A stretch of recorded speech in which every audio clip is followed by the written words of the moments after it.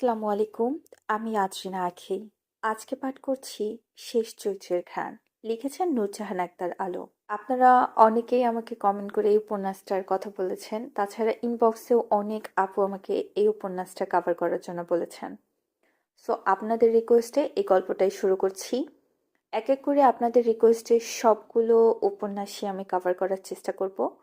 So আপনারা সবাই সাথে থাকবেন এবং আশা করি যেভাবে ভালোবাসা দিচ্ছেন এবং সাপোর্ট করছেন একইভাবে আপনারা সবাই আমাকে ভালোবাসা দিবেন। আর করব না শুদ্ধ ভাই, ভুল হয়ে গেছে আমার। এবারের মতো মাফ করে দেন। জীবনেও আর অবাধ্য হব না আপনার। উক্ত কথাটি বলতে বলতে প্রাণপণে ছুটছে শীতল। তার পেছন পেছন চেলাকাঠ হাতে তেড়ে আসছে শুদ্ধ। ঘামে ভিজে আছে পরনের টি শার্ট। ভাবভঙ্গি অত্যন্ত গুরুগম্ভীর। হিরো কপাল আর ঘাড় বেয়ে বয়ে যাচ্ছে চিকন সরু ঘাম। এই মুহূর্তের আগে দিকশূন্য সে। যে চেপেছে শীতলকে উচিত শিক্ষা দেওয়ার। সে ঢাকা থেকে বাড়ি এসেছে আজ প্রায় 3 দিন হলো। 3 দিনই সে খেয়াল করেছে শীতল কিছু একটা লুকাচ্ছে। কি লুকাচ্ছে সেটা গতকাল রাতে ধরে ফেলেছে। সেই সঙ্গে নজরে পড়েছে শীতলের পদে পদে উড়ানচণ্ডী ভাব। সবকিছুতেই গা ছাড়া মনোভাব ও লাগাম ছাড়া কথাবার্তা। আর সেগুলো সে মোটেও পছন্দ করে না। তাই বরদাস্ত করার প্রশ্নই আসে না। কারণ এই 3টে বৈশিষ্ট্য বকে যাওয়ার প্রধান কারণ। আর তার মধ্যে কোনো ভুল শুধরে দেওয়ার জন্য সে যদি বারবার একই ভুল করে, তার পানিশমেন্ট আপনা আপনি ফরজ হয়ে যায়। শীতলেরও তাই হয়েছে। সময় এসেছে শক্ত হাতে তার লাগাম টেনে ধরার।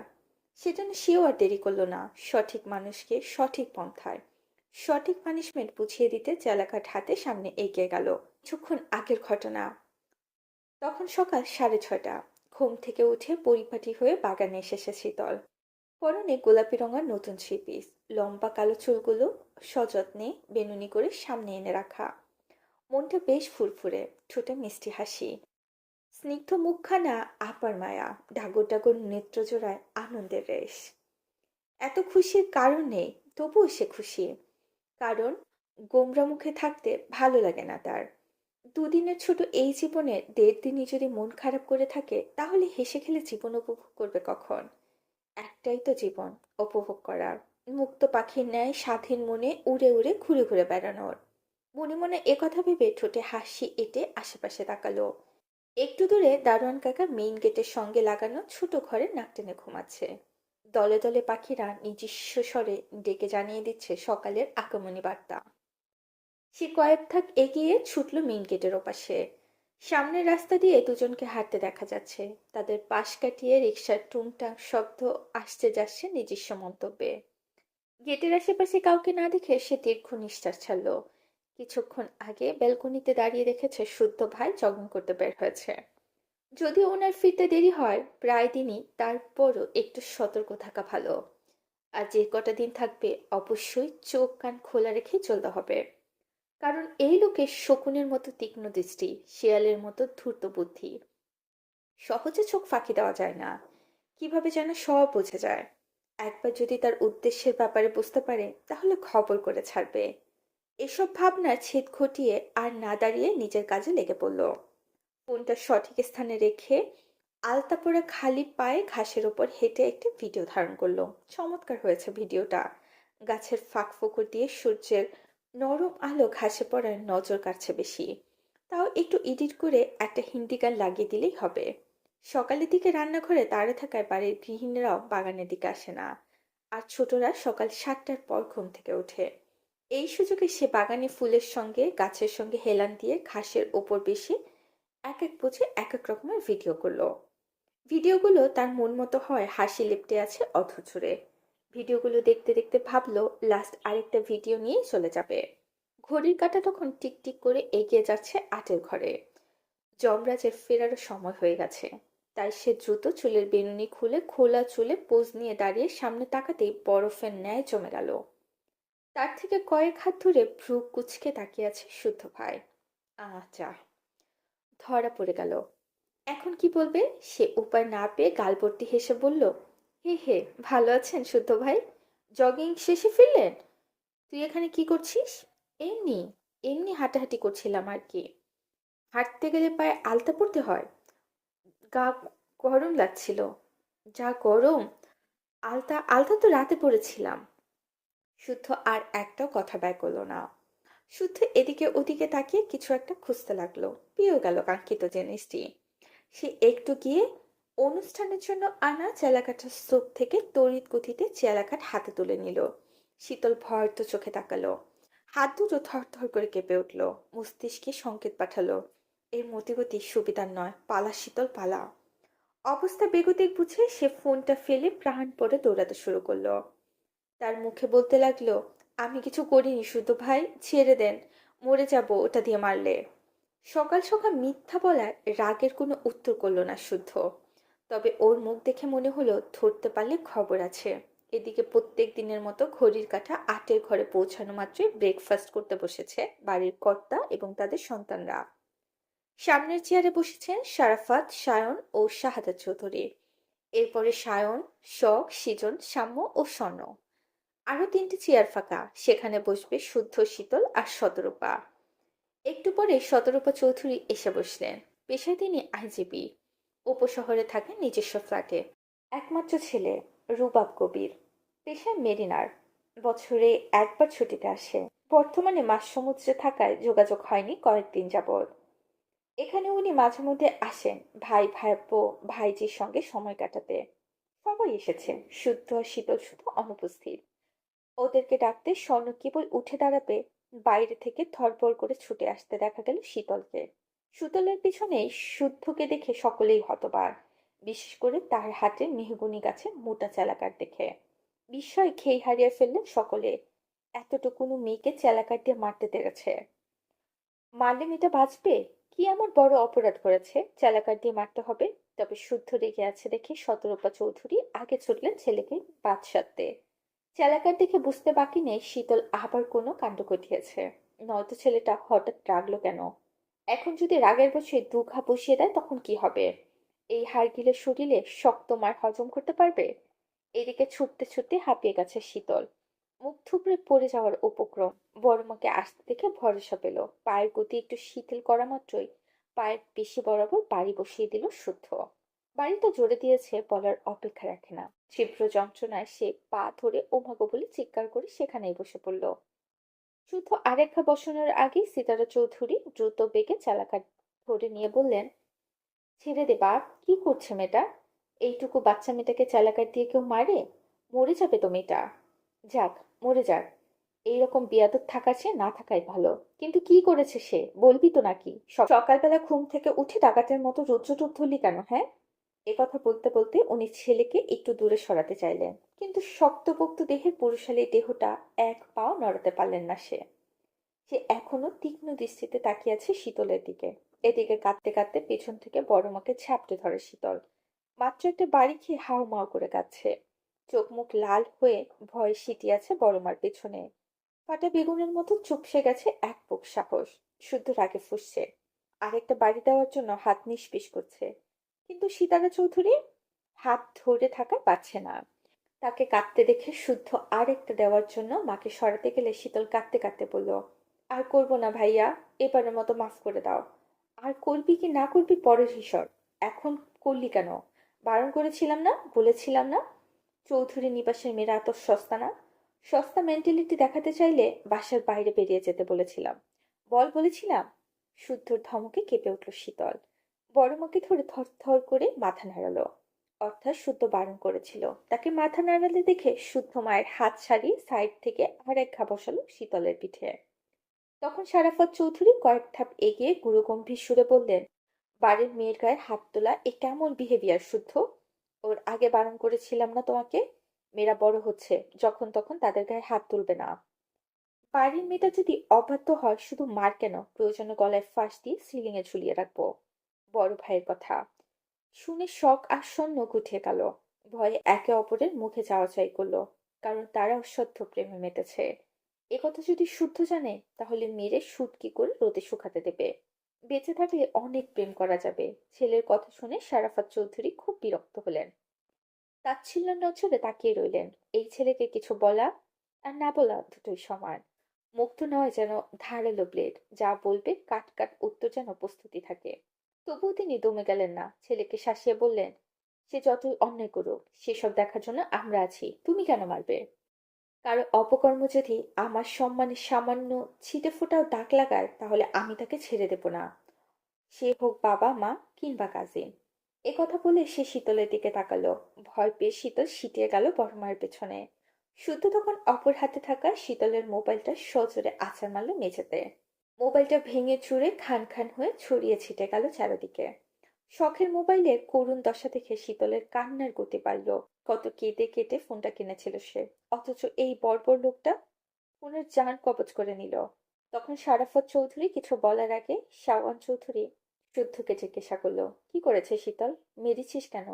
বলি না তো। শুদ্ধ নিজের মুখে কিছু বলল না, বাধ্য হয়ে শীতলের ফোপাতে ফোপাতে বলল, টিকটক টিকটক করেছি। তাকে অর্ধেক কথা লুকাতে দেখে শুদ্ধ ভ্রু পাকিয়ে তাকাতেই পুনরায় বলল, 4 দিন হলো একটা প্রেম করেছি। এ কথা শুনে উপস্থিত সকলে বিস্ময় নজর গিয়ে পড়ল শীতলের দিকে। বলে কি এই মেয়ে, মাথা ঠিক আছে ওর? তখন শুদ্ধ স্বর্ণ আর শখের দিকে তাকিয়ে কড়া কণ্ঠে শুধালো, তোরা জানতি না? দুজন এবার ভয় শিখে গেল। ভয়ের ছাপটা তাদের চেহারে ফুটে উঠল। একথা তারা জানতো, শীতলের পেট পাতলা, যেটাই করুক তাদের বলে দেয়। তাদের মুখ দেখে শুদ্ধ যা বোঝার বুঝে গেল, এরা তিনটেই এক খাটের মাঝি। তাদের খবরও তার জানা আছে। একজন প্রেম করে টিউশন টিচারের সাথে, আরেকজন ভার্সিটির একই ডিপার্টমেন্টের ছেলের সঙ্গে। এই দুটোকেও একটা শিক্ষা না দিলে হবে না ভেবে ওদের দিকে তেড়ে গেলে শাওন চৌধুরী থামালেন, তিনজনকে খুব বকলেন। মেজ বাবার বকা শুনে শখ স্বর্ণ শীতলও মাথা নিচু করে দাঁড়িয়ে রইল। অতঃপর এদিকের পরিস্থিতি সামলে নাস্তার পর্ব শেষ করে বারবার কর্মক্ষেত্রের উদ্দেশ্যে বেরিয়ে পড়লেন। শারাফত ও শায়ন চৌধুরী ওনাদের অফিসে চলে গেলেন। ওনারা নিজস্ব আলাদা আলাদা ব্যবসা দেখাশোনা করেন। শাহাদাত চৌধুরী আর্মি অফিসার, কিছুদিনের জন্য ছুটিতে এসেছেন, বর্তমানে আছেন চট্টগ্রামে। শারাফত চৌধুরী বাড়ির বড় কর্তা। ওনার সহধর্মিণী সিতারা চৌধুরী এবং তার 3 সন্তান, সায়ন, শুদ্ধ, সায়ন পরিবারের বিরুদ্ধে গিয়ে রাজনীতি বেছে নিয়েছে, বলা যায় বড় মাপের রাজনীতিবিদ সে। শুদ্ধর পড়াশোনা চলমান এবং সে একজন গবেষক। সে ঢাকায় থাকে, সুযোগ বুঝে 4 দিনের জন্য বেড়াতে আসে। আর শখ অনার্সের শেষ বর্ষের ছাত্রী। পান চৌধুরী একই বাড়ির মেজকর্তা, তার সহধর্মিণী হচ্ছে সিরাত। তাদের যমজ ছেলে সৃজন এবং সাম্য। তাদের বয়স 12 বছর। ওদের দুজনের চেহারাও একই রকম, চট করে তাকিয়ে আলতা করা মুশকিল। জন্মগতভাবে তাদের দুজনের চোখে সামান্য অসুবিধা বিধায় চশমা পড়তে হয় দুজনকে। রোগ সুখেও হয় একসাথে। সকালে একজনের জ্বর হলে 2-1 ঘন্টার মধ্যে আরেকজনের গা গরম হবেই, মিস হওয়ার স্কোপ নেই। তাই একজন অসুস্থ হওয়া মাত্র সীতারাম মন মানসিক প্রস্তুত নেয় আরেকজনের সেবা শুদ্ধ করার জন্য। তবে তারা স্বভাবে হয়েছে উল্টো। একজন উত্তর মেরুর তো আরেকজন দক্ষিণ মেরুর। শাহাদাত চৌধুরী হচ্ছে এই বাড়ির ছোট কর্তা। ওনার সহধর্মিণী সিমিন। তাদের 2 মেয়ে, স্বর্ণ ও শীতল। স্বর্ণ অনার্স 2য় বর্ষের ছাত্রী। শীতল সবে কলেজে পা দিয়েছে। শাহাদাত চৌধুরী চাকরিস্থল চট্টগ্রাম, সেখানে থাকছেন। স্ত্রী সহ মেয়ে দুটোকে সবার সঙ্গে চৌধুরী নিবাসে থাকেন। তারা এই বাড়ি থেকে এক পা নড়তে ইচ্ছুক নয়। ধরাবাঁধা নিয়মে নাকি খাপ খাওয়ানো তাদের পক্ষে অসম্ভব। এ কথা শুনে উনিও কিছু বলেন না, কারণ ওনার অনুপস্থিতিতে স্বর্ণ বা শীতল কম আদর পায় না। বরং সারাফাত ও শাওন চৌধুরীও সহ বাড়ির প্রত্যেকটা সদস্য একটু বেশি ভালোবাসে তাদের। সিতারা, সিরাজ, সিমিন 3 যা যত্ন করে আগলে রাখে পুরো পরিবারটাকে। সব মানিয়ে নেয় নিজেদের মতো করে। তবে মজার ব্যাপার, এই চৌধুরী নিবাসের প্রত্যেকটি সদস্যের নামের শুরু স অথবা স দিয়ে, যেটা সচরাচর কোথাও শোনা যায় না, দেখাও যায় না। শাওন রুম থেকে বেরিয়ে সিঁড়ি দিকে নামতে নামতে খেয়াল করলো শীতল কান ধরে দাঁড়িয়ে আছে। তার শাস্তি এখনো শেষ হয়নি। ড্রয়িং রুমে শুদ্ধ বসে, তাই পালাতেও পারছে না। সে শীতলের দিকে তাকিয়ে খ্যাক খ্যাক করে হেসে বলল, আর ছেলে পেলি না, শেষে কিনা ড্যান্ডি ঘরের প্রেমে পড়লি? শীতল মুখ ধরে তাকালো। পায়ের ব্যথায় যান যায় যায় অবস্থা। শাওনকে হাসতে দেখে রাগ হলো খুব। কোথায় তাকে বাঁচিয়ে বড় ভাইয়ের দায়িত্ব পালন করবে তা না করে দাঁড়িয়ে দাঁত কেলিয়ে হাসছে।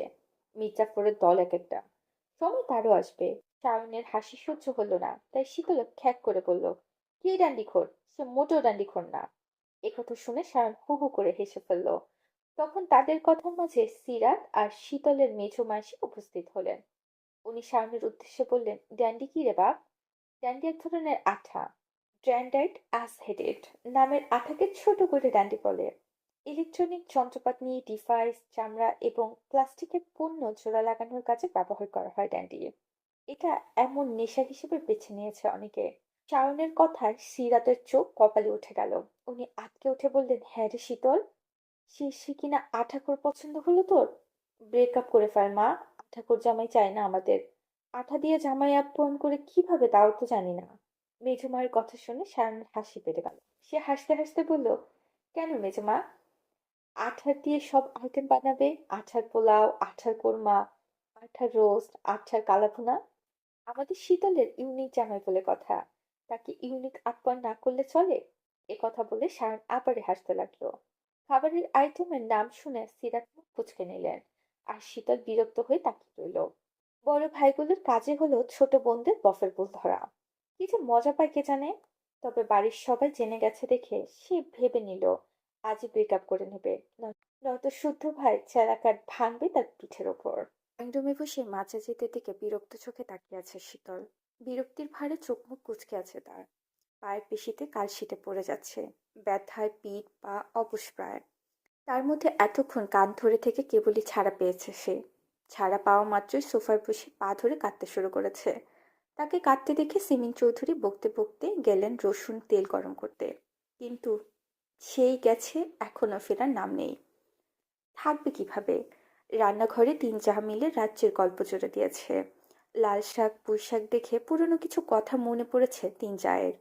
ওনাদের প্রেগনেন্সির সময় কে কোন জিনিস খেতে পারতো না, কার কোনটা খেতে ইচ্ছে করতো, কোন খাবার দেখা মাত্রই গা গুলাতো, ওসব কথাই উঠেছে। ওনাদের সঙ্গ দিয়েছে কাজের বুয়া সালেহা। এই মহিলা আরেক গল্পবাজ, যার তার সঙ্গে গল্প জুড়ে দেয়। গল্প করতে করতে বাংলার গালিও ছুড়ে অনায়াসে। ওনার এই বদস্বভাবের কারণে শাওনের কাছে ধমক খেয়েছে বেশ কয়েকবার। ধমক খাওয়ার পর মুখ কাচুমাচু করে বলে, জীবনেও আর লাগাইতাম না ভাইজান। যদি লাগাই তাহলে কুত্তার লগে দোস্তি করবো। কুত্তা আমার দোস্ত। এরপর দুদিন ঠিক থাকে, তারপর আবার যা তাই। শুদ্ধকে দেখে ভয় পায় বিধায় সে বাড়িতে এলে কম কথা বলে, দূরে দূরে থাকে। শুদ্ধ গেলে যেন হাত ছেড়ে বাঁচে। একবার তো মরমাকে বলেই ফেলেছিল, জননী আপনার ছোট পোলা ওরম খাচ্ছিরা মেজাজের কেন? এই প্যাডে থাকতে কি খৈশা পাতার রস খাইছিলেন? সেদিন তার কথা শুনে বড় মা বিস্মিত নজরে তাকিয়েছিলেন। আসলে কি জবাব দিবেন বুঝে উঠতে পারছিলেন না বেচারি। এদিকে রান্নাঘরে গল্প আরো জমে উঠেছে। অট্টহাসির শব্দ শোনা যাচ্ছে। শীতল ফোপাতে ফোপড়াতে গুমরাতে গুমরাতে ধীরে ধীরে সিঁড়ি বেয়ে নিজের রুমে চলে গেল। বিছানায় শুয়ে বালিশের পেটে মুখ গুজে কাঁদতে লাগলো। সকাল সকাল মুড খারাপ করে দিয়েছে ওই পাজি শুদ্ধ। সব জায়গায় শুদ্ধ, পুরুষগিরি না করলে চলেই না তার। ইস, চালাকার দিয়ে কত জোরে মারলো। এভাবে কেউ কাউকে মারে? পুলিশও চোরকে এভাবে পেটায় না বোধ হয়। আর কেউ কিছু বললো না, বারণও করলো না, শুধু পানিশমেন্ট দেওয়া দেখলো। এখানেই প্রমাণ হয় বাড়ির কেউ ভালোবাসে না তাকে, কেউ না। যখন কেউ ভালোই বাসে না, এই মুহূর্তে মরে গেলেই ভালো হতো। তখন সবাই বুঝতো এত মারকাটের কি খুব দরকার ছিল। কি এমন মস্ত বড় অপরাধ করেছে? শুধু টিকটক করেছে। অসংখ্য মানুষ টিকটক করে, প্রেম করে, তারা কি মানুষ না? মোদ্দা কথা, প্রেম আর টিকটক এক জিনিস হলো নাকি? মোটেও না। শয়তানে যখন নাড়ে মানুষ তখন প্রেমে পড়ে। প্রেম করতে ডগর মগর করে উঠলে প্রেমের খাদে, সেই খাদে একা একাই হাবুডুবু খায়। তারপর যখন হুঁশ আসে তখন বুঝে প্রেম কি জিনিস। আর মনের খুশির জন্য করে টিকটক, নিচে গিয়ে বিনোদন দেয় নিজেকে এবং নিজের মর্জিকে। তাই তার ভাষ্যমতে প্রেমের জায়গায় প্রেম, টিকটকের জায়গায় টিকটক। মূলত একথা ভেবে প্রেম আর টিকটক করার সিদ্ধান্ত নিয়েছে, যাতে প্রেমে ছ্যাঁকা খাওয়ার মাত্র টিকটক করে মনের দুঃখ কমাতে পারে। তাছাড়া কষ্টের গানগুলো নাকি ছ্যাঁকা না খেলে ঠিকঠাক মতো অভিনয় করা যায় না, করলেও কমতি থেকে যায়। তাই তো তাদের পাশের বাড়ির ডিভোর্সি মেয়ে রুনিয়া আপুরও টিকটক করে। তার লদে লদে গতর দিয়ে ঝাঁকানাকা গানে কোমর দুলিয়ে দুলিয়ে নাচে। কখনো বা প্রাক্তন স্বামীর কথা ভেবে ভিডিও অন করে খুব কাঁদে। এতে স্বামীকেও স্মরণ করা হয়, টিকটকও করা হয়। আবার তাদের ক্লাসের মেকআপ সুন্দরী মিলি টিকটক করে। পড়াশোনা পুরাই ডাব্বা। কলেজ ব্যাগে বই বাদে মেকআপ সামগ্রী নিয়ে ঘুরে। পথে ঘাটে সুযোগ পেলে টিকটক শুরু করে দেয়। এসব করে সমান তালে টাকাও কামাচ্ছে। আইফোন কিনতে নাকি বিদেশে যাবে।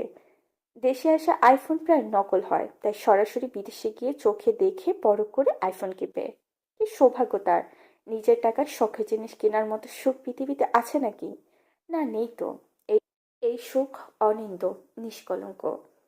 বাস্তব সত্য হলো টাকা থাকলে সবাই উড়ে উড়ে ভালোবাসতে আসে, আদর করে, কিছু হলে বলার আগে কিলকিল করে যত্নে আসে। আর যার টাকা নেই তার সম্মানের পারদ একদম শূন্যের কোঠার। গুরুতর কিছু হলেও গুরুত্ব মিলে না, যত্ন মিলে না। এই বাড়িতে জলজান্ত উদাহরণ হিসেবে তার কথাখানাই ধরা যাক। তার টাকা নেই, ছোটখাটো ইনকামের সোর্সও নেই, সেজন্য কেউ দেখতেও পারে না, ভালোবাসে না। মাসে মাসে মোটা টাকা কামানো হাওড়া শুদ্ধ সবার চোখের মণি, কয়লার খনি। ওর সামান্য জ্বর এলেও সবাই তাকে আদরে আদরে গদগদ করে মাথায় তুলে রাখে, অথচ তার বেলায় যেন লবণঙ্কা।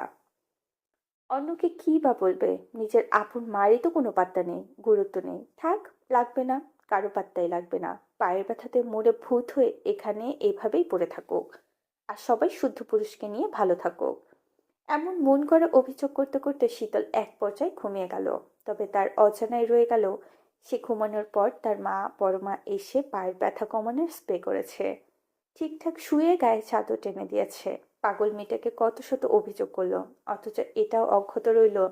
তার মা পায়ের কালশিটে দেখে ছলছল চোখে তাকিয়ে আলতো করে হাত বুলিয়েছে স্নেহমাখা স্পর্শে। কপালে আদরে গিয়ে অশ্রু ভেজা চোখ মুছে দিয়েছেন মমতা মাখা আঁচলে। তার বড় মা ওর পায়ের অবস্থা দেখে শুদ্ধকে আরেক দফা ছেড়েছে। সময় তখন দুপুর 1:48। এই সময় চৌধুরী নিবাসের কর্তারা বাসাতে থাকে না বললেই চলে।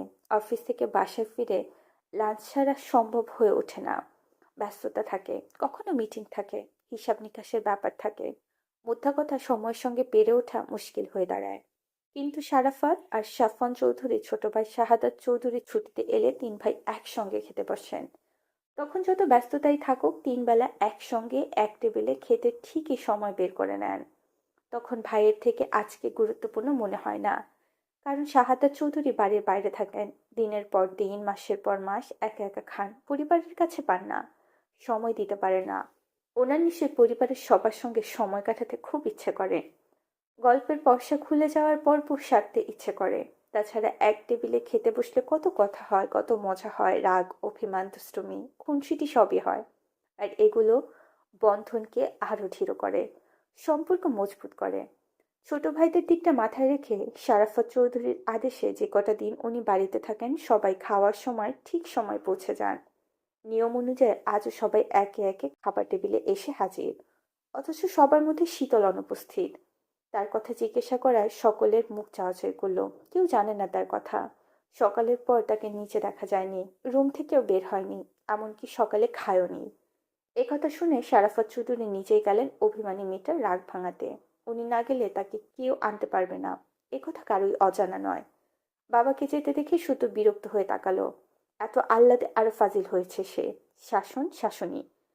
মেরেছে কিনা তাতে না খেয়ে কেঁদে কেটে ঢঙের পয়সা তুলে বসেছে।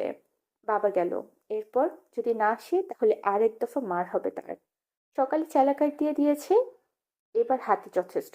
থাপড়ে মারির দাঁত যদি না নাড়িয়েছে তবে তার নামও সুহেব চৌধুরী শুদ্ধ নয়। এদিকে ক্ষুধার চোটে শীতলের সাধের ঘুম ভেঙে গেছে অনেক আগেই।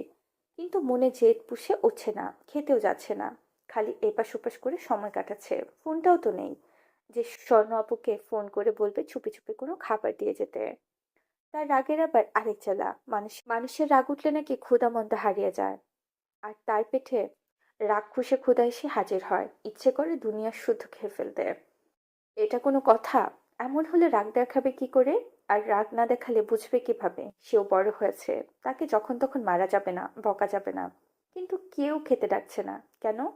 কিছুক্ষণ আগে বাবা, মেজো চাচ্ছু, বড় মা শখ আপু ডেকেছিল, সে রাগ করে যায়নি। অভিমানের পারদ আকাশচুম্বী কিনা, যাবেও না, খাবেও না ভেবে দরজা আটকে খাপটি মেরে বসেছিল। ঘুম ভাঙার পর তার রাগ পড়ে গিয়েছিল কিছুটা, কিন্তু তাদের ডাকাডাকি শুনে শুদ্ধ রুম থেকে বেরিয়ে খ্যাঁক খ্যাঁক করে বলে উঠেছে, এত ডাকাডাকির কি আছে? খাবে না ভালো কথা, একবেলা না খেলে কেউ মরে না। এই লাউয়ের বাচ্চা কদু এ কথা বলে তার রাগটাকে বাড়িয়ে দিয়েছে। সে পারতো না নিজে এসে সুন্দর করে রাখতে? একবার বললে কি বা হতো, সরি আর মারবো না, খেতে আয়। কিন্তু সে উল্টো তেরা কথা বলে রাগ চড়িয়ে দিয়েছে, মেজাজের ওপর কেরোসিন ঢেলে আগুন জ্বালিয়ে দিয়েছে। তখন থেকে তার মেজাজও চাঙ্গে উঠে আছে। আপাতত বিশ্রে মেজাজ ঠান্ডা করতে শাওয়ার নিয়ে এলো সে। শুদ্ধকে বকা চলমান রেখে ভেজা চুল মুছতে মুছতে কে যেন নক করলো রুমের দরজায়। খ্যাক করে উত্তরটার আগে ভেসে এলো বড় বাবার গলা। সে জলদি দরজা খুলে দেওয়ার মাত্রই শারাফাত চৌধুরী স্নেহমাখ হাসি উপহার দিলেন। শীতল সব রাগ ভুলে গেল। অভিমানের পারদ গলেও ছুটছুট। এই মানুষটার প্রতি একটু বেশি দুর্বল সে। ওনার কোনো কথা ফেলতে পারে না, কারণ বাবাকে সে কতদিনই বা কাছে পায়। পায় না বললেই চলে। যখন বাবাকে প্রয়োজন হয় এই মানুষটা তাকে আগলে রাখে, ভরসা দেয়, সাহস যোগায়। এমনকি পৃথিবীতে আসার পর পর সে সবার প্রথম কোলে চড়েছে এই মানুষটারই। ওর বাবা তখন কোনো একটা মিশনে গিয়েছিল।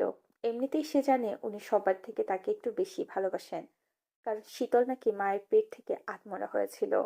অনেক দিন হসপিটাল থেকে সুস্থ হয়েছিল। দেখতে এত আদরে হয়েছিল যে খুব সহজেই তার উপর সবার মায়া পড়ে গিয়েছিল। একটু বড় হয়ে বাবার আঙ্গুল না পেয়ে বাবার আঙ্গুলটাই আঁকড়ে ধরেছিল সে। বাড়ির অন্যান্য ছেলেমেয়েরা ওনার রাগে রাগে মুখ দেখে ভয় পেত, খুব একটা কাছে ঘেঁষল না। এখনো তাই। অথচ সবকিছুতে শীতলের ওনাকেই চাই, এখনো চাই। রুমের দরজা বড় বাবাকে দেখে কিছু বলতে হলো না। সে বিনা বাক্যে নিচে নেমে এলো। চেয়ার টেনে খেতে বসলো। আজ দুপুরে স্পেশাল আইটেম সর্ষে ইলিশ।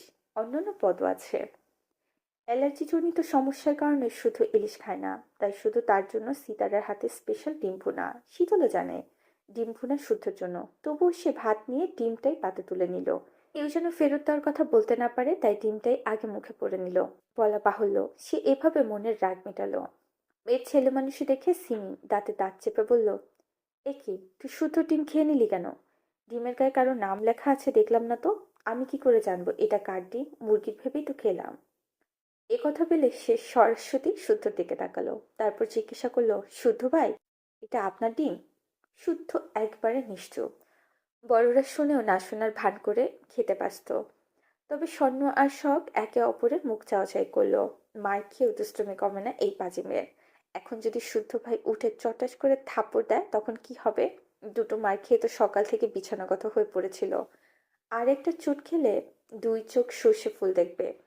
তাছাড়া কেউ যদি বারবার যেচে নিজের পায়ে কুড়াল মারতে চায় তাহলে কি বা করার? অথচ শীতলের কথা শুনে শারাফত চৌধুরী মুখ টিপে হাসলেন। তবে সেই হাসিটা ঠোঁটের কোণে অদৃশ্য রয়ে গেল। কথায় বলে, হাতির গায়ে শক্তি বেশি হলেও পিঁপড়ে কম যায় না। সেও মরার আগ পর্যন্ত দাঁত বসিয়ে কামড়ে ধরে থাকে। বিপক্ষ দলকে বোঝায় হেরে যাওয়ার পাত্র সে নয়, সহজে হার মানে ভিতুরা। শুধু নিজের মধ্যেও খেতে ব্যস্ত। অল্প অল্প ভাত মুখে দিয়ে সুন্দর করে খাচ্ছে সে। শীতলের কাণ্ড দেখেও নির্বাক, এমনকি তার কথায় জবাব দেওয়ার প্রয়োজন মনে করল না সে। কারণ পাগলরা তো কত কি বলে, সব কথা কি আর ধরতে আছে? বোধবুদ্ধি থাকলে বলতো না নিশ্চয়। অথচ শীতলের মনের সুখে ডিমটা খেয়ে সর্ষে ইলিশ দিয়ে তৃপ্তি সহকারে খাচ্ছে। মাঝে মাঝে আর চোখে শুদ্ধর দিকে তাকিয়ে মিটিমিটি হাসছে। মুখে ভাতের লোকমা তুলে মনে মনে চিৎকার করে বলছে, এই শুদ্ধ ভাইয়ের খাওন এত স্বাদ কেন? বড় জায়ের ইশারায় সিমিন মেয়েকে আর কিছু বলল না, বরং গজগজ করে তাড়াতাড়ি ডিম ভেজে শুদ্ধর প্লেটে তুলে দিল। এখন নিশুতি রাত। ঘড়ির কাঁটা ধীরে ধীরে এগাচ্ছে 3টার ঘরে। গাঢ় আধারে ডুবে আছে ধরারাম। আকাশে উঠছে মস্ত বড় পূর্ণিমার চাঁদ। বাইরে মৃদু বাতাস। আশেপাশে কোথাও একদল কুকুর ডাকছে নিজস্ব স্বরে। দু একটা জোনাকি দেখা মিলেছে অদূরে ছোপে। তারা নিজস্ব আলো জ্বালিয়ে উড়ে উড়ে ঘুরে ঘুরে বেড়াচ্ছে স্বাধীন মনে। থেকে থেকে ঝিঝি পোকাও তাল মেলাচ্ছে অদ্ভুত স্বরে। ঠিক সেই মুহূর্তে বাসা থেকে বেরিয়ে এলো শখ আর শূন্য। হাঁটছে ধীর গতিতে। ভয়ে এদিকে ওদিকে তাকাচ্ছে সতর্ক দৃষ্টিতে। তাদের থেকে মাত্র কয়েক হাত দূরে অন্ধকারে দাঁড়িয়ে আছে একটি পুরসভার। দারোয়ান কাকাকে দেখা যাচ্ছে না। বেধরে ঘুমাচ্ছে বোধহয়। আর একটু সামনে গিয়ে কাঙ্ক্ষিত ব্যক্তি দেখা পেয়ে দ্রুত এগিয়ে গেল তারা। আর্তনাদ করে ঝাপড়ে ধরল সেই আগন্তুককে। আঘাতপ্রাপ্ত শরীরে হালকা স্পর্শ যান বেরিয়ে যাওয়ার জোগাড়। তবুও আগন্তুক ব্যথাতুর শব্দ না করে নিজেকে সামলে নিল। জোরপূর্বক হাসার চেষ্টা করলো। দুজনকে ঝাপড়ে ধরে কিছু বলার চেষ্টা করলো, কিন্তু অতিরিক্ত জ্বরে কাঠ হয়ে আসা কণ্ঠস্বরে কোনো শব্দই বের হলো না। কয়েকবার শুকনো ঢোক গিলেও চেষ্টা হলো ব্যর্থ। তাকে এই অবস্থায় হাসতে দেখে সব কান্না ভেজা স্বরে বলল, এ কি অবস্থা তোমার? কোথায় ছিলে তুমি? ফোন বন্ধ ছিল কেন? ছোট বোনের কথা শুনে বুঝে আসে চোখ দুটো পুনরায় খুলল সায়ন। আশেপাশে তাকালো, তারপর ধীরে ধীরে বলল, আমাকে ধর বোন, মাথা ঘুরছে, হাঁটতে পারছি না, মনে হচ্ছে এক্ষুনি পড়ে যাব। ভাইয়ের কথা শোনা মাত্রই স্বর্ণ আর শখ জুতো তাকে ধরল। তাদের চোখের পানি দেখে সায়ন কাঁদতে বারণ করলো, ফিসফিস করে জানালো সে ঠিক আছে এবং বাড়ির কেউ জানার আগে তাকে এক্ষুনি রুমে নিয়ে যেতে। ভাইয়ের অবস্থা দেখে কেউ কথা বাড়ালো না, ধীরে ধীরে দোতলায় নিয়ে যেতে সামনে পা বাড়ালো। চৌধুরী নিবাসের দোতলার রুমগুলো বাড়ির ছোট সদস্যদের দখলে। বড়রা থাকে নিচতলায়, দোতলায় শাহরের পাশে শুদ্ধর রুম, শুদ্ধর পাশটায় শখের রুম। শখ স্বর্ণ এক রুমেই থাকে।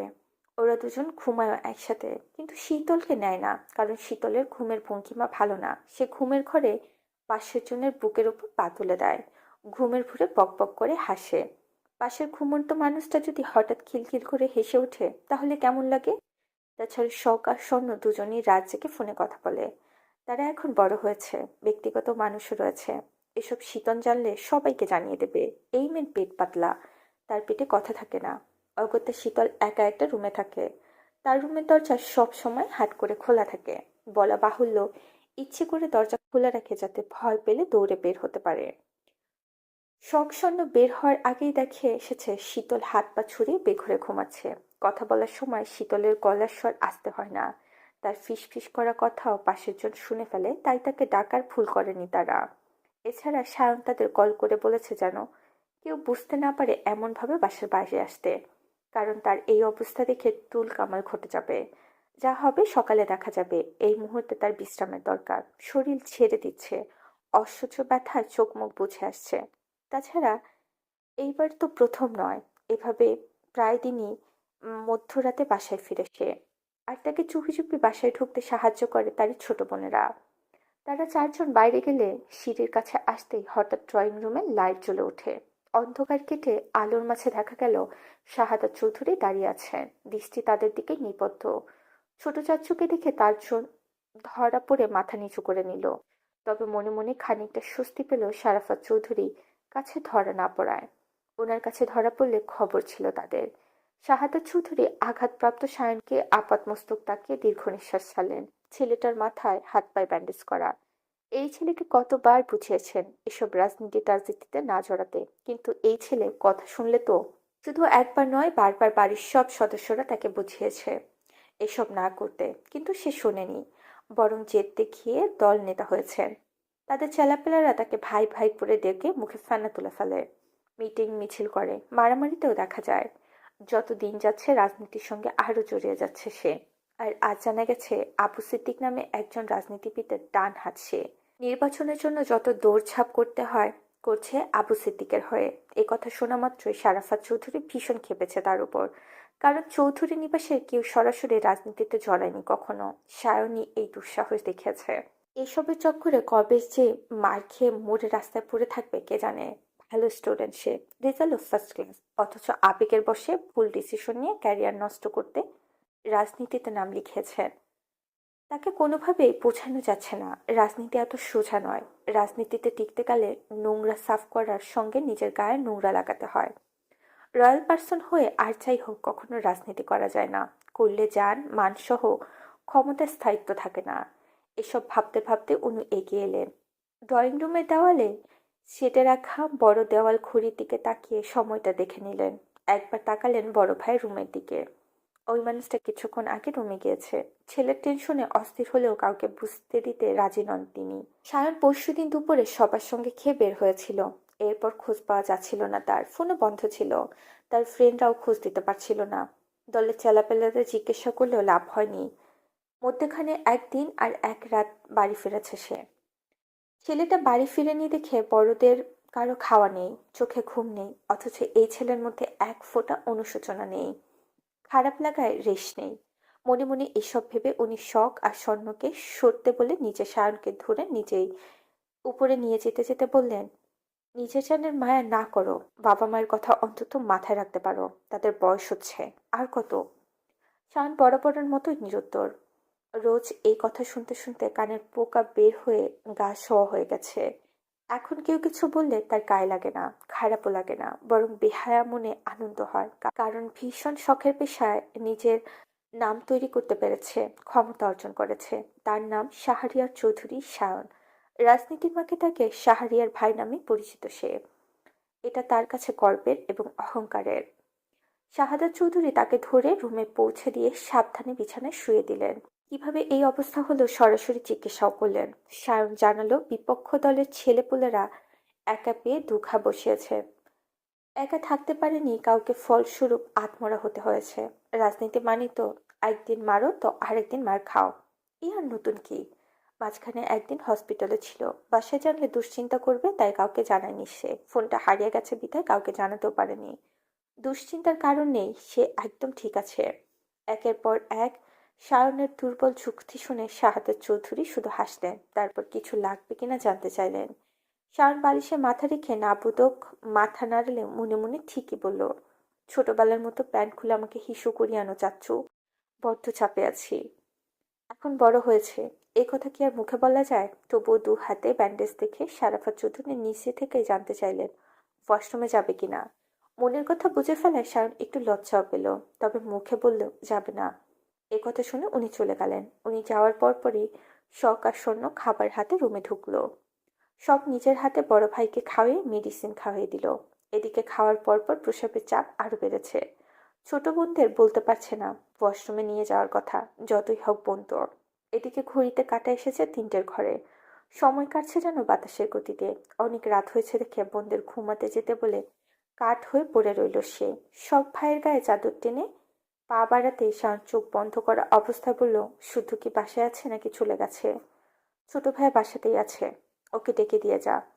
আস্তে ডাকি যেন কেউ না শোনে। আচ্ছা ভাইয়া। এ কথা বলে সকাশন্ন শুদ্ধ রুমের দরজায় নক করলো। দুবার নক করতেই শুদ্ধ বেরিয়ে এলো, সম্ভবত পড়ছিল। এত রাতে দুজনকে দেখে কিছু বলার আগে শূন্য জানে শাওন ডাকছে।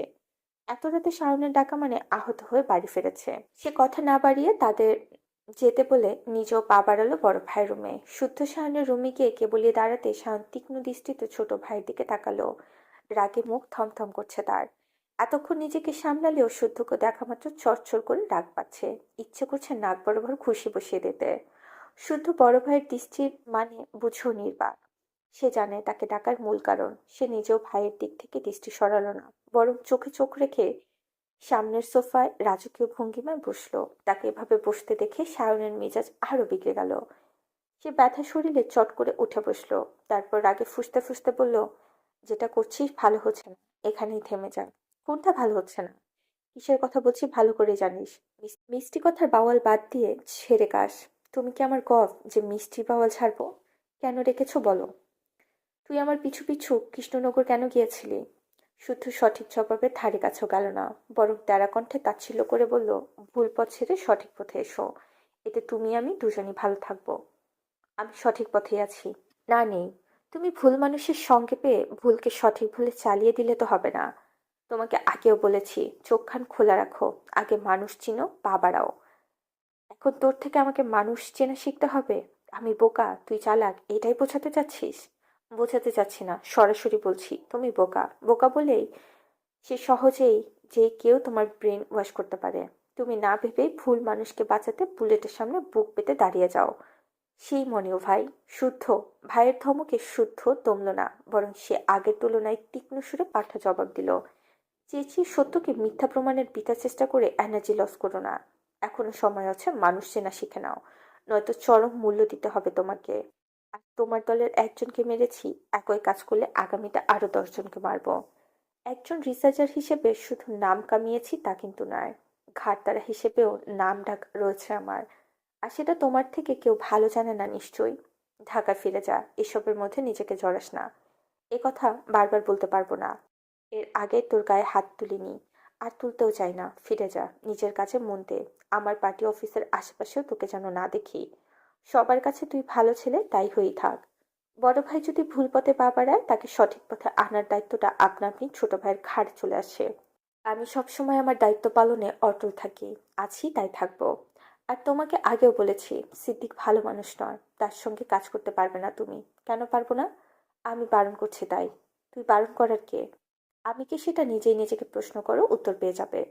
তবে আমি যখন বলেছি তুমি সিদ্দিকের হয়ে কাজ করতে পারবে না, মানে পারবে না। আমি তোমাকে করতে দেব না। এবার বাড়াবাড়ি করছিস তুই। হয়তো। তবে আমি ততক্ষণ ভালো যতক্ষণ আমার আপনজন নিরাপদ থাকে। তোমার ছেলে মেয়েদের মানা করো চৌধুরী নিবাসের দিকে ভুলেও যেন চোখ তুলে না থাকার। নয়তো রিসার্চের কাছে ব্যবহার করা ইঁদুরের পরিবর্তে তাদের জলজান্ত শরীর ব্যবহার করব। এতে একটু খারাপ লাগবে না আমার, বরং কয়েকটা নিরীহ ইঁদুর বেঁচে যাবে বলে ভালোই লাগবে। কথা বলে শুদ্ধ উঠে চলে গেল। সায়ন দাঁতে দাঁত চেপে তাকিয়ে রইল তার যাওয়ার দিকে। রাজনীতি করে সে, আর তাকে কিনা দাপট দেখায় এই ছেলে। এত বড় সাহস!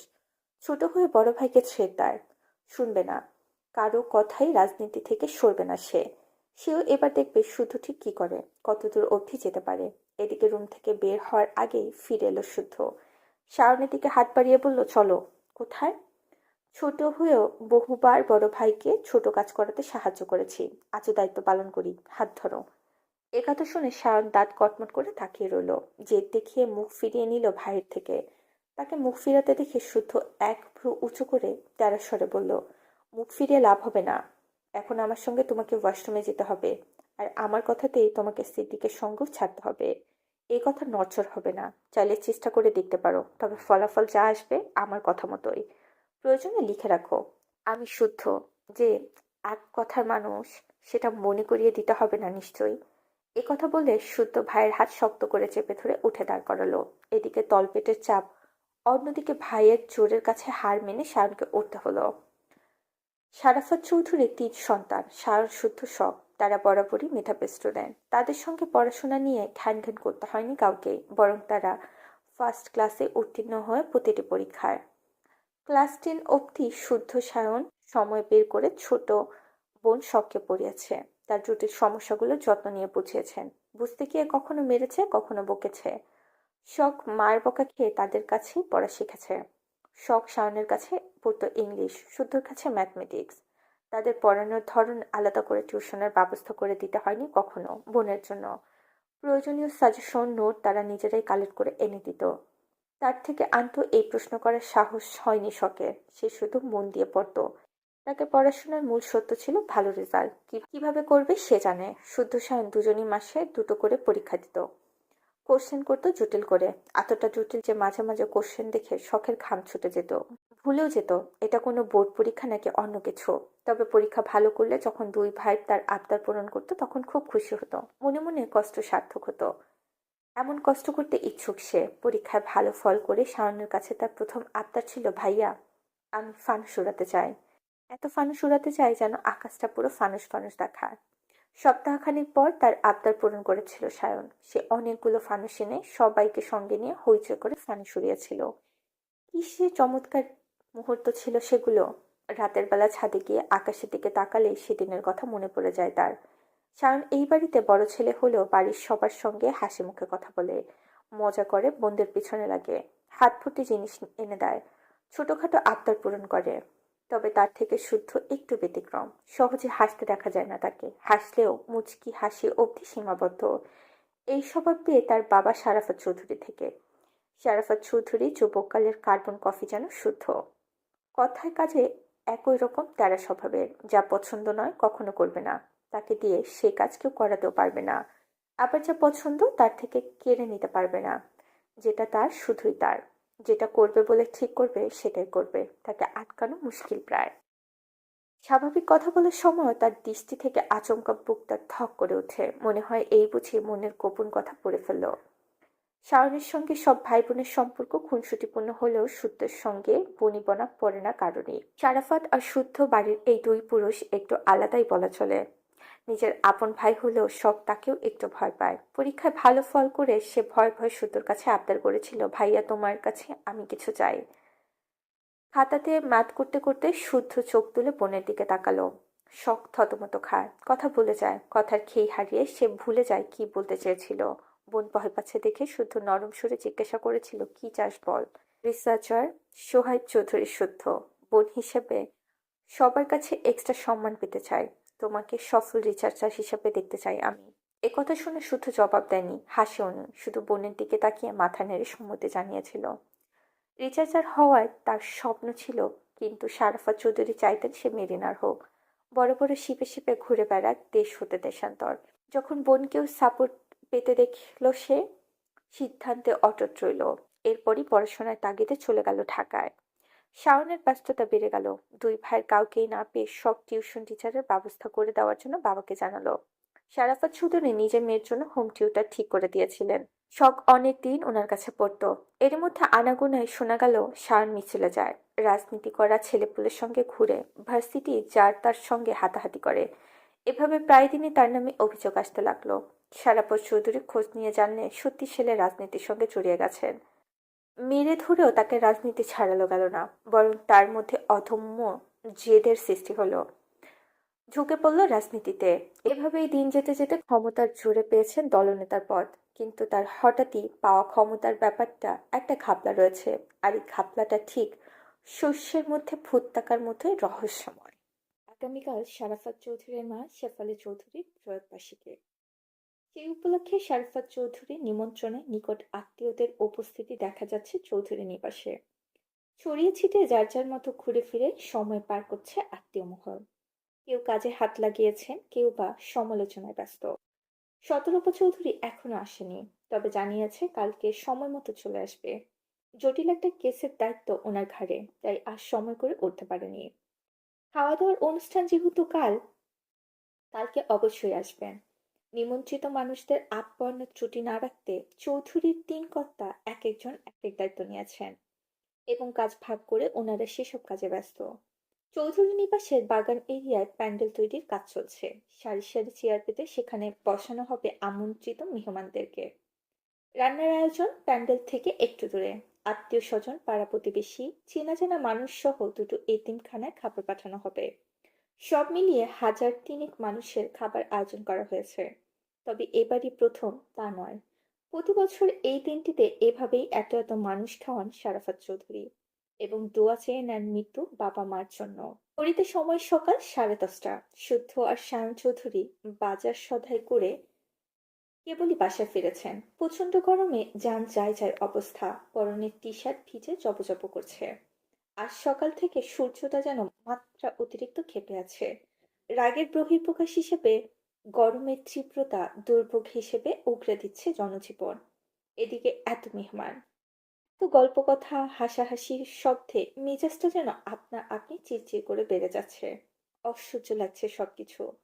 গত রাতে ঠিকঠাক ঘুম পুরো না হওয়ার কারণে মাথা ভার হয়ে আছে, চোখ লাল হয়ে আপনা আপনি বুঝে আসছে। তবুও নির্বিকার হয়ে মেজে চাচ্চুর সঙ্গে বাজারের কাজ সারল শুদ্ধ। ডেকোরেটর লোকজন কাজ বুঝিয়ে দিল। লিস্ট থেকে সেগুলো মিস গেছে, সেগুলো নতুন করে লিস্ট করলো। আবার বাজারে গিয়ে সেগুলো এনে বাবুর্চিকে হাতে ধরে বুঝিয়ে দিতে হবে। ড্রয়িং রুমে অনেক মানুষের উপস্থিতি দেখে শান চৌধুরী নিজেও ফ্রেশ হওয়ার জন্য সোফা ছেড়ে উঠে দাঁড়িয়ে শুদ্ধকে বললেন, যা ফ্রেশ হয়ে রেস্ট নে, একটু পরে আবার যেতে হবে। হুম। একথা বলে সাফওয়ান চৌধুরী চলে গেল অগত্যায় শুদ্ধ উঠে দাঁড়ালো। ও কিছুকে মেরে মা কিংবা বোনদের কাউকে দেখতে পেল না। এত গরমে বাইরে থেকে এলে কেউ যে এক গ্লাস পানি দিবে তাও কারো হুঁশে নেই। রান্না বান্নার সামনে আত্মীয় স্বজনের জটলা দেখে নিজেরও আর সেদিকে গেল না। ক্লান্ত শরীরে সিঁড়ি বেয়ে ওপরে ওঠার সময় দেখা হলো স্বর্ণের সঙ্গে। স্বর্ণকে দেখে বিরক্ত স্বরে বলল, সবগুলো একসাথে কোথায় হারাস তোরা? কাজের সময় একটাকেও পাওয়া যায় না। শাওন ভাইয়াকে মেডিসিন দিতে গিয়েছিলাম। মা কোথায় দেখেছিস? বড় মা রান্নাঘরে আছে বোধহয়। মাকে গিয়ে বল আমার খাবারটা উপরে পাঠিয়ে দিতে। ঠিক আছে। এ কথা বলে শুদ্ধ পাশ কাটিয়ে রুমে চলে গেল। তাকে যেতে দেখে স্বর্ণ ওনার আড়ালে থাকা ফোনটা শক্ত করে ধরে শ্বাস ছাড়ল। ভাগ্যিস ধরা পড়েনি, নয়তো শীতলের ফোনটার মতো তার ফোনটাও অকালে অক্কা পেত। সে আশেপাশে তাকিয়ে ফোন কানে ধরে পরে কথা বলবে বলে কল কেটে আগে ছুটল রান্নাঘরে। শুদ্ধ ভাইয়ের আদেশ মতো সঙ্গে সঙ্গে করা প্রয়োজন, নয়তো বাস কখন কোন দিক থেকে আসবে তা বলা মুশকিল। বাড়ির গৃহিণীরা রান্নাঘরে বসে গল্পে গল্পে অনুষ্ঠানের জন্য আনা বাজার সদাই গুছিয়ে রাখছে। সেখানে শীতল শখও আছে। শখ মায়ের হাতে হাতে কাজ গুছিয়ে দিলেও শীতল বসে বসে কিসমিস চিবাচ্ছে। তার মন মেজাজ খুব খারাপ। এতটা খারাপ কেউ কিছু বললেই খেকে উঠছে, তর্ক করছে, ঝগড়া হয়েছে দুজনের সঙ্গে। তারপর সকাল থেকে গাঢ় হয়ে রান্নাঘরে বসে আছে। এখান থেকে সরেনি, কারোর সঙ্গে কথা বলেনি। কারণ কড়াভাবে আদেশ জারি করা হয়েছে তাকে যেন স্মার্টফোন কিনে না দেওয়া হয়। যে দিবে তাকে আগে বিচার করা হবে, তারপর শীতলের। এই সিদ্ধান্তের পরপরই বিশেষ বিবেচনায় মত পরিবর্তনও করা হয়েছে। মেয়ে কলেজে পড়ে, বাইরে যাবে, কখন কি প্রয়োজন হয় বলা যায় না। তাই বিশেষ বিবেচনায় তাকে বাটন ফোন দেওয়ার সিদ্ধান্ত নিয়েছে, শুধু বাইরে গেলে যোগাযোগের জন্য। এছাড়া জরুরি প্রয়োজন হলে বাসার কার্ড থেকে ফোন নিতে পারবে, তবে সেটা কিছুক্ষণের জন্য সময় নির্ধারণ করে। আর এই আদেশ জারি করেছে তার বাবা শাহাদাত চৌধুরী। বাবার কথা শোনার পর থেকে তার মন মেজাজ ভালো নেই। রিকোয়েস্ট করেও লাভ হয় না। ইস, সবই টিকটক করা শুরু করেছিল। দিন দিন একটু একটু করে লাইক কমেন্টের সংখ্যা বাড়ছিল তার ফ্রেন্ড ফলোয়ার। আর এখনই হাতে ফোনটা হারাতে হলো। ও থুরি, তার ফোন তো হারায়নি, আছড়ে ভেঙে ফেলা হয়েছে। তাও আবার কে ভেঙেছে? এই বাড়ির শুদ্ধ পুরুষ। থুরি, এখানে একটা ভুল হলো। শুধু পুরুষ না, তাকে বলা উচিত দূষিত পুরুষ। কারণ এই একমাত্র পুরুষ যার জীবনের স্বাধীনতা কেড়ে নেয়, মর্জির দাম দেয় না, উল্টো তার আদেশ জোরপূর্বক চাপিয়ে দেয়, কিছু বলাও যায় না। বললেই চালাকাঠের বাড়ি। প্রচলিত এক কথা আছে না, ছোট মরিচের ঝাল বেশি। তাদের এই বাড়িতে প্রবাদটি একেবারে খাপে খাপ মিলে গেছে। নয়তো সায়ন তুখুর রাজনীতিবিদ, একজন নেতাও।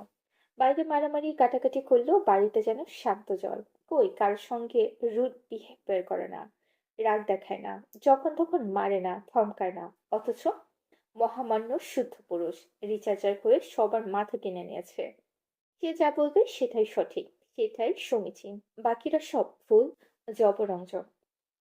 মারামারি, ধমকাধমকি কোনো কিছুই সে বাদ রাখে না। গতবার বাসায় এসে চটাস করে বলে বসলো, বাড়ির কোনো মেয়ে বউ হিজাব ছাড়া বের হতে পারবে না, পর্দা না করলেও মার্জিত পোশাকে চলতে হবে। যদি সে ভুলেও দেখে তার কথার হেরফের হয়েছে, তাহলে খবর আছে। ব্যাস হয়ে গেল। এর পরদিন বড় মা সবার হাতে হিজাব ধরিয়ে দিল। এখন হিজাব ছাড়া বাইরে যায় না কেউ। গরমে চুলের গোড়ায় ঘাম জমে চুল ভিজে যায়, তাও হিজাব ছাড়া বের হওয়ার জো নেই। এখানেই শেষ নয়, আরো অনেক নিষেধাজ্ঞা আছে তাদের সবার জন্য। আর এসবে সে বিরক্ত নয়, মহা বিরক্ত। মাঝে মাঝে চিৎকার করে বলতে ইচ্ছে করে, এসব যন্ত্রণা থেকে মুক্তি দেন শুদ্ধ ভাই। খুব প্রয়োজনে বিয়ে করে বউকে এইসব প্যারা দেন। কিন্তু মায়ের ভয় বলা হয়ে ওঠে না। বললে চাপার দাঁত একটাও আস্ত থাকবে না। আর না বলার অপেক্ষা রাখে না। হঠাৎ কাঁধে ঝাঁকুনি খেয়ে শীতল ভাবনার জগৎ থেকে বেরিয়ে এলো। খেয়াল করলো রান্নাঘরে শুধু বড় মা ছাড়া কেউই নেই। আচমকা বাকিরা কোথায় গেল জানতে চাইলে বড় মা জানালো, প্যান্ডেল করার জন্য একটা ছেলে মই নিয়ে উপরে উঠতে গিয়ে বেখেয়ালে মাটিতে পড়ে গেছে, তাকে দেখতে বাকিরা বাগানে ছুটেছে। একথা শুনে সে যাওয়ার জন্য পা বাড়ালে সিতারা চৌধুরী তাকে ধরে থামিয়ে দিলেন। তারপর তার হাতে খাবারের ট্রে ধরিয়ে দিয়ে বললেন, খাবারটা শুদ্ধ রুমে দিয়ে আয় তো মা, আমি গিয়ে দেখি ছেলেটার কি অবস্থা। একথা বলে উনি অ্যান্টিসেপটিক ক্রিমটা হাতে নিয়ে নিঝুল ছুতো পায়ে রান্নাঘর ছাড়লেন। শীতল বিরক্ত হয়ে রাগে গজগজ করতে করতে গেল খাবার পৌঁছে দিতে। গতদিন যার মার খেলো, তাকে এখন খাবার দিতে যেতে হচ্ছে। এটাই হচ্ছে তার নিয়তি। সে শুদ্ধ রুমে নক করে শায়নের রুমে উঁকি মারতে ভুলল না। শায়ন বেঘরে ঘুমাচ্ছে, কড়া মেডিসিনের প্রভাবে দুদিন ধরে পড়ে পড়ে ঘুমাচ্ছে শায়ন।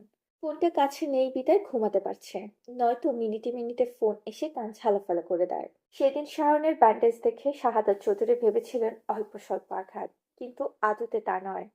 পরদিন ডাক্তার যখন ক্ষতস্থানে ড্রেসিং করিয়ে তার ব্যান্ডেজ চেঞ্জ করার জন্য, সেটা দেখে আঁতকে ওঠেন অনেকেই। সিতারা চৌধুরী ঢুকরে কেঁদে ওঠেন। এসব ছাড়ার জন্য আবার বোঝায়। মায়ের কান্না দেখে সায়ন নিশ্চুপ থাকে, তবে আনমনে খুঁজতে থাকে তার রাগী বাবাকে।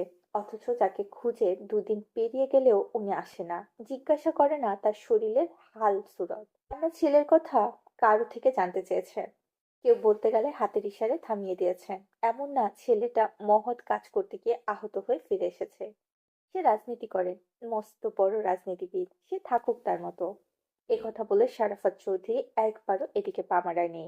তবে সুদূর থেকে যে শাওন ভাই শতগুণে ভালো, একথা কেউ বোঝে না কেন। বুঝলে শাওন ভাইকে নয়, বরং খাটার শুদ্ধকে বকাঝকা শোনাতো।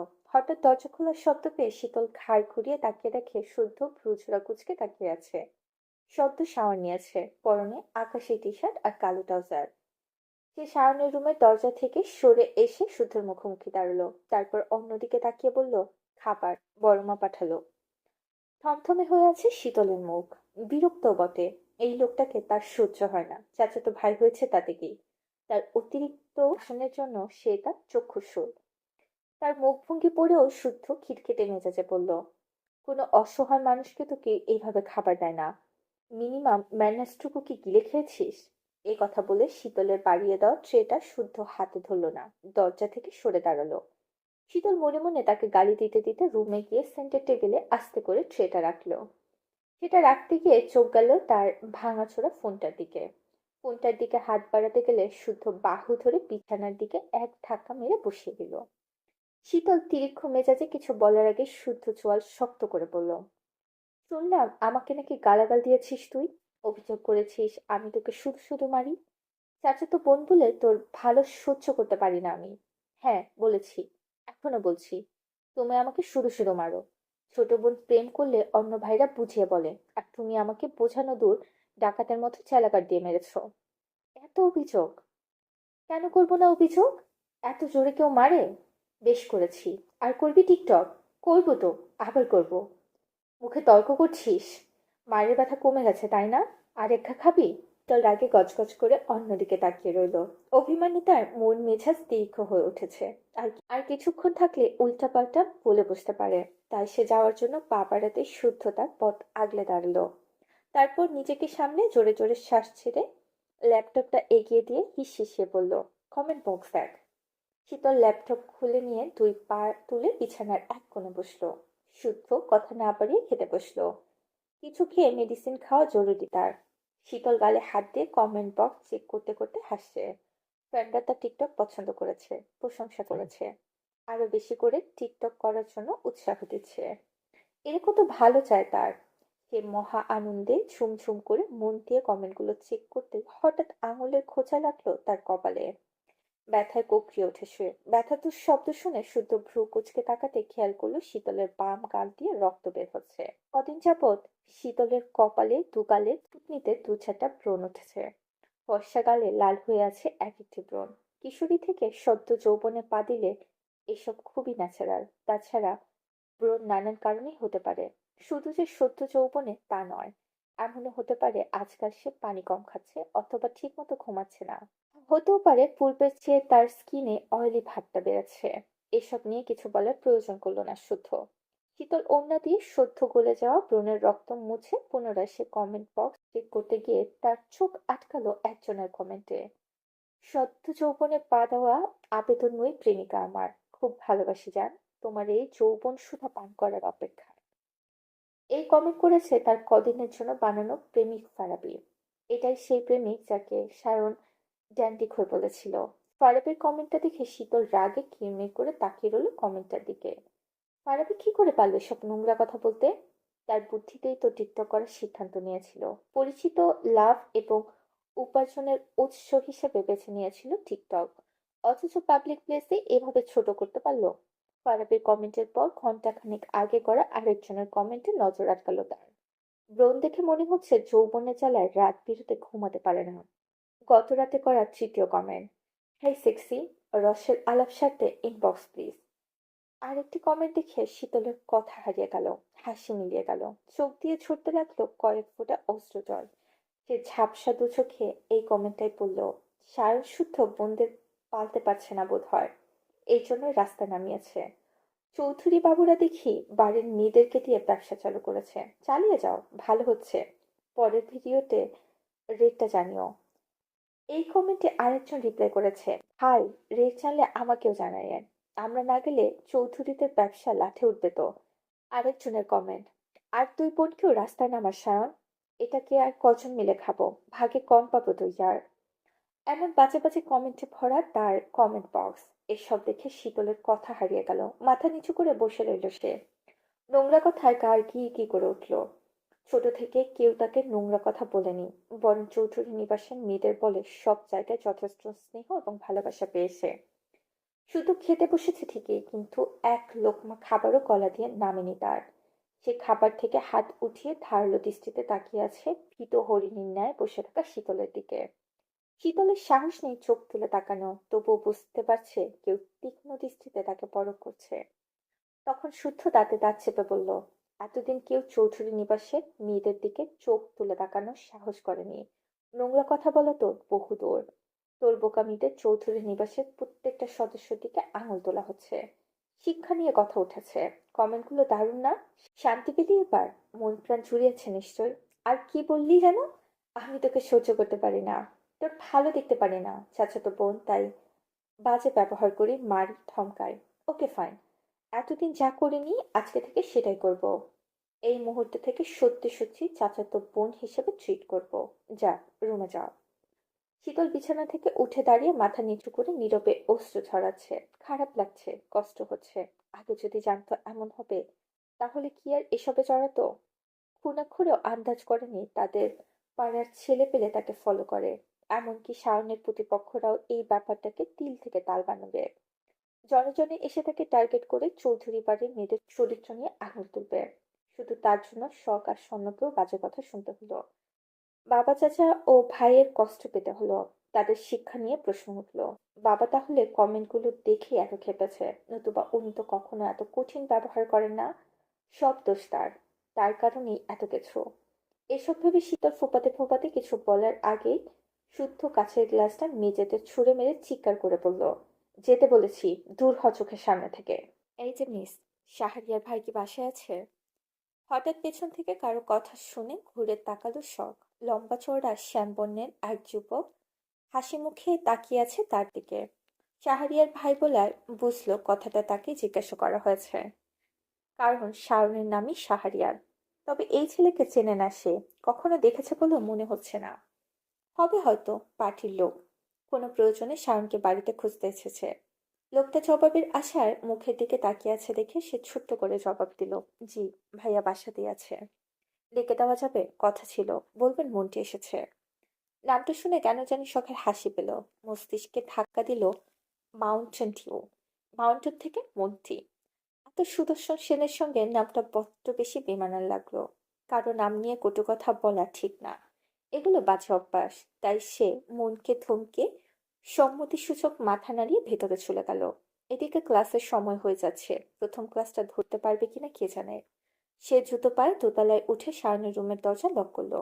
ভাইয়া, ভাইয়া শুনতে পাচ্ছো? এই ভাইয়া, তোমার সঙ্গে মন্টি নামের একজন দেখা করতে এসেছে। ঘুমে কাতর শায়নের কোনো হুঁশ নেই। কড়া মেডিসিনের প্রভাবে গভীর ঘুমে তলিয়ে আছে। এদিকে শখ এক নাগাড়ে নক করেই যাচ্ছে। এজন্য শায়নকে ডাকতে আসতে চায় না। ডেকে ডেকে গলা শুকিয়ে মরুভূমি হয়ে যায়, তবুও শায়নের কানে ডাক পৌঁছায় না। শুদ্ধর ঘুম খুব পাতলা। একবারের বেশি দুবার ডাকলেই উঠে যায়।